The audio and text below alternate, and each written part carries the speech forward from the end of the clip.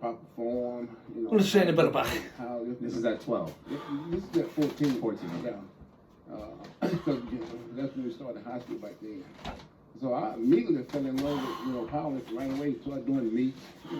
I didn't do real good, because, I'm new, and I'm still learning. Yeah, And I'm having fun, having the time of my life. And like I said, I just fell in love with powerlifting right away. And I worked out every single chance I got. Yeah. So when you found bodybuilding, I'm curious, what did the people in your life, like your parents, what did they think about you doing bodybuilding? My mom always supported me in everything I've ever done. When I played college football, she came to every chance she got to come to a game, she was there. Yeah. Same thing in high school. And when I started bodybuilding, same thing. Every single chance she got to come to a show, she was there. Yeah. And she always supported me 100% in everything I did. Yeah. She loved it. She loved it. Yeah. Did anyone ever doubt it? Like, did you ever feel like there was anyone in your family or like your Nobody. circle? No one ever doubted Nobody you? ever doubted me. They always gave me 100%. My whole family did. My brothers, my sisters, everybody supported me 100%. And they came to all my shows. And they're the ones that they could. Yeah. They didn't get a chance to travel out of town too much, but when they could, they would be there. Yeah. So they always supported me. So when you found bodybuilding, and it was like, this is you. When did you realize that you could be great at it? Because as we know now, one of the greatest ever. Yeah. 8-time, like you've actually, I think you have the most wins ever in the IFBB. At one time I did, and Yeah. then Dexter, I think. Oh, okay. He just kept competing forever. Forever. Yeah. I didn't find out I was great at it until I won my first Olympic. Okay. Okay. So this is crazy though. Okay.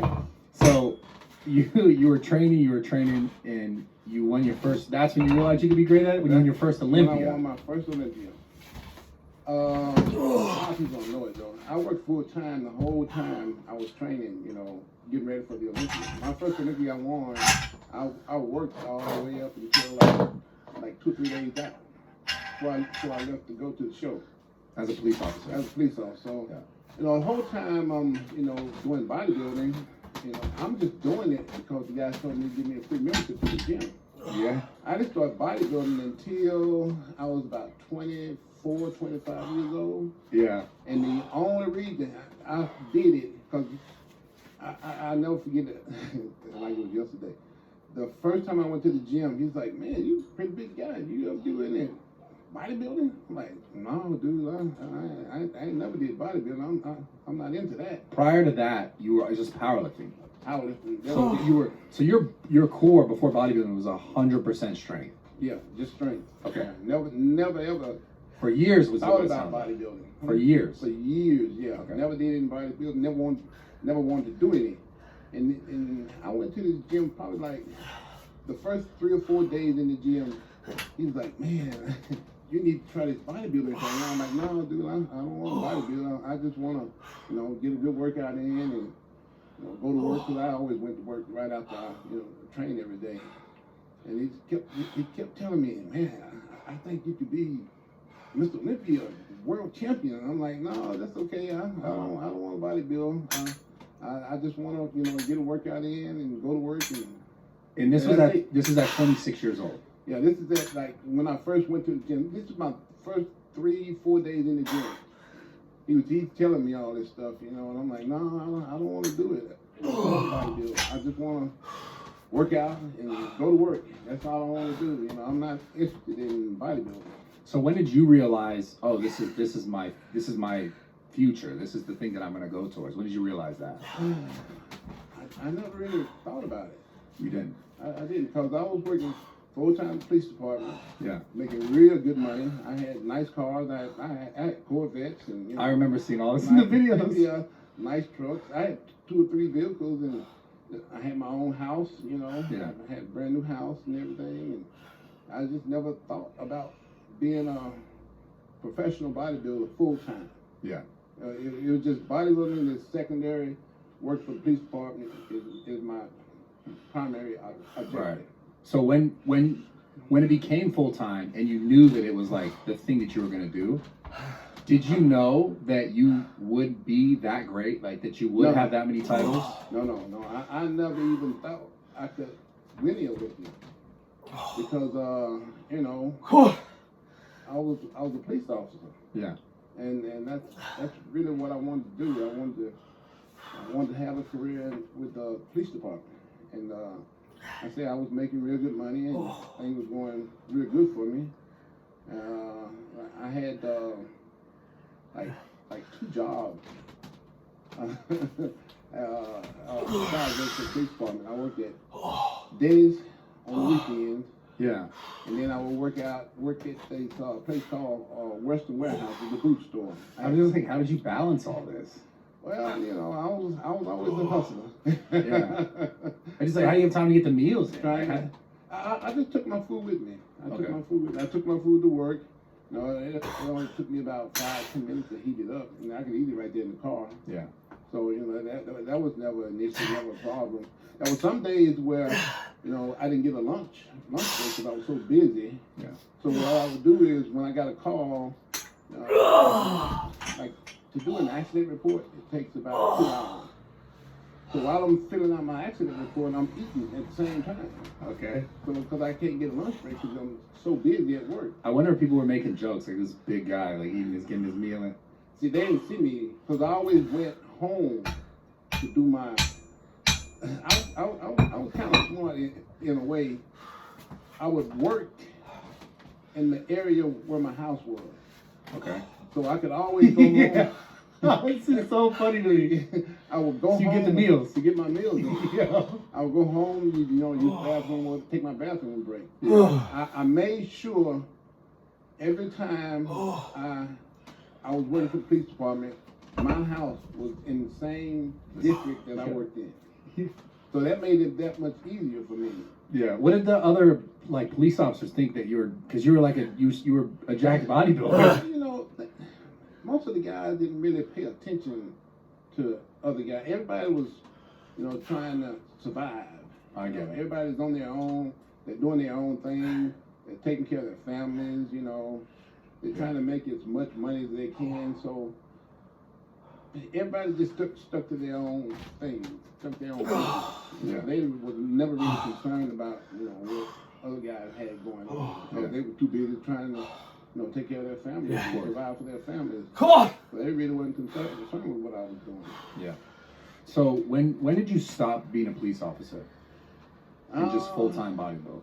Probably after I won my third Mr. Olympia. So you won 3. Yeah. This is so crazy to me because like people listening to this on the internet, watching this now, it's just such a different world now with social media, with like, you know, the fact that people can create their own brands or sell their own products or be sponsored.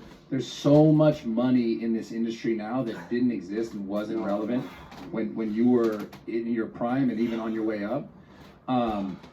I guess my question in that regard is like, do you think that social media has changed bodybuilding?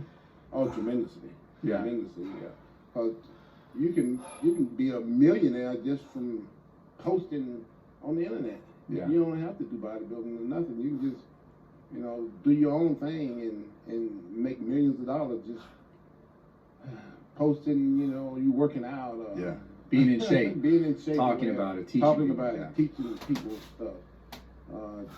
Making your own stories, you know. Yeah. Do you think it's changed the competitiveness in bodybuilding? Oh, for sure, yeah, for sure. Guys don't have to be so involved in just being a bodybuilder because they got these other things that you can do with social media. You can make money from doing other stuff besides just bodybuilding. Yeah.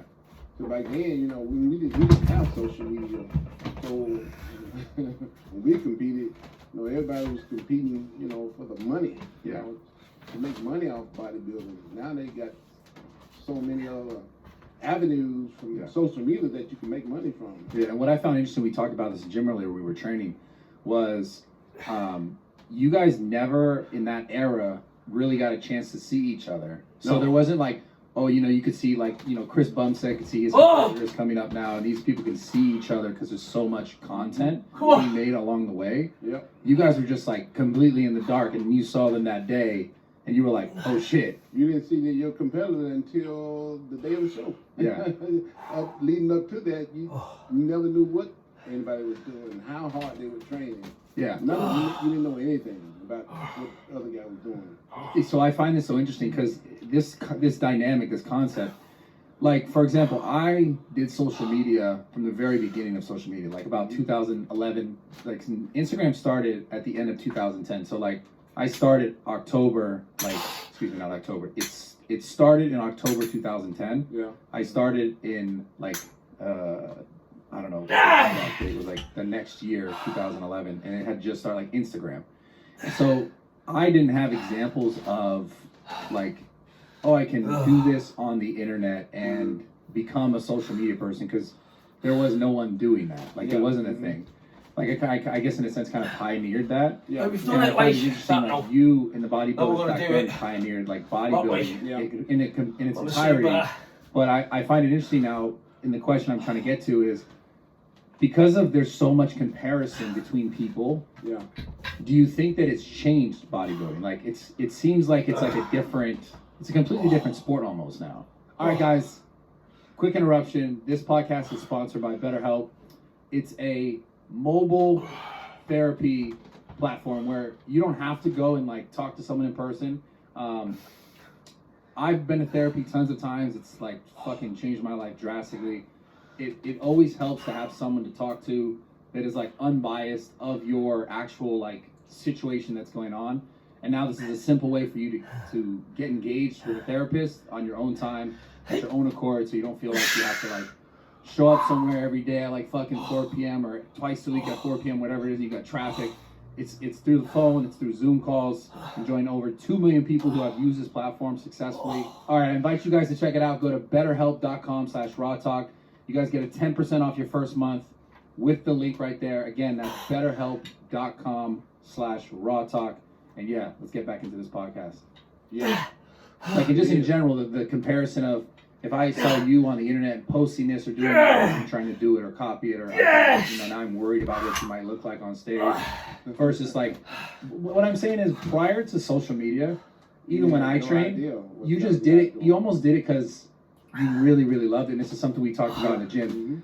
Do you think that people now do stuff just because they see someone else doing it and be successful at it? Or they really, because, like, thought about it, but I think the guys are just doing what they want to do, and really not concerned with other guys doing, because you really can't control it. So, as far as that aspect goes, I think they're doing it their own way. You know? Because what I see, a lot of guys concerned about what anybody else is doing. Yeah. Or you can't control it, basically. Yeah. So, doesn't seem, because there's so much other stuff going on now, the guys are not, like, 1,000% invested in the bodybuilding. Yes. You know, there's so many other avenues. Like, guys are starting their own supplement companies. Everything. I mean, that's been the last thing you ever thought of when we were competing. Guys, doing other stuff, like, starting their own t-shirt company. Yeah. Because of social media, you got so many other ways of making money. Yeah. So you don't have to be, like, totally involved in the bodybuilding. And this is what I'm trying to say. The thing that I think I find so interesting, and for people listening, kids listening, who, like, want to be great at bodybuilding or want to be great at social media, like, I became great because I did it, because I loved it. And there wasn't examples of, like, we're talking about purpose and passion. There wasn't examples of, I can make money if I do this, right? Yeah. You being a bodybuilder, it wasn't like, oh, I can, like, look at these other bodybuilders, or you were just doing it because you loved it. Yeah. And then you become the ultimate success of it. Yeah. And that's the thing I'm trying to draw. Like, there's a lot of people now who see stuff on social media and they go, oh, I want to do what that person's doing, or I'm going to kind of copy that person's, like, oh, they did this, and then they did this, and then they started this company, and then I'm going to mimic this. And then the genuineness, like the purposeful, like the passion in it is a little different, because maybe they're doing it just because they saw someone else do it, versus, like, this is all I know. Like all I knew was training. All I knew was like what I was doing. Yeah, exactly. And I was posting it, and then it became a thing that like, oh wait, we can make money doing this. Like, because when I started social media, it wasn't like that. When you did bodybuilding, it wasn't like that. Not at all. So what I'm saying is, I think the people who like could be, and this is for people listening, like if you really want to be super successful at something, I think you really have to give a fuck about it beyond just making money. Yeah. Because you became a great bodybuilder, a legendary bodybuilder, because you really love that shit. And enjoy it and look forward to doing it each and every single day. Yeah. And that was my, ultimate passion. That the thing that I look forward to doing each and every single day. Every day. Like I was telling you, we was working out, that was my hobby. Yeah. So I look forward to just working out and training hard and going heavy each and every single day. Well, that was something I found crazy. You said it reminds me of me. It's like before I got on the internet, like all I did was, it wasn't just show content. It wasn't to, lift girls, do all the crazy stuff that I've done over the time. I literally like would try to lift heavy every day. When you were saying that, I was like, this is so interesting because like that's exactly how I trained. Yep. Not that it was the best correct way to train to like optimize my results if I want to be a powerlifter and see the most progress, because I know that I need to take days off, rest days. Mm-hmm. But like I found a lot of like similarities. I was like, fuck, that's literally all I ever did was like I'd go in and try and lift as heavy as possible no matter what. No matter what. Each and every single day I trained. You did that. That's the way I trained. There was never any like, well, I think I'm gonna go light today. Yeah. Because, I've been training heavy for the last 5-6 days in a row. Yeah. To me, it's like I'm gonna see how heavy I can go today, the next day, and the day after that, and each and every single day. Yeah. So it was always about how heavy can I go today? Yeah. You didn't complicate, like nowadays it's like what can I get? Nowadays you like there's so much comparison, or there's so many like, oh, try this training method or that training method or this thing. And it's interesting because like you are one of the best bodybuilders, period. And I'm telling you this before in the gym, I don't think there's ever gonna be another bodybuilder at your level, size, symmetry, strength combined. You win that many titles, I don't think that's ever going to happen again.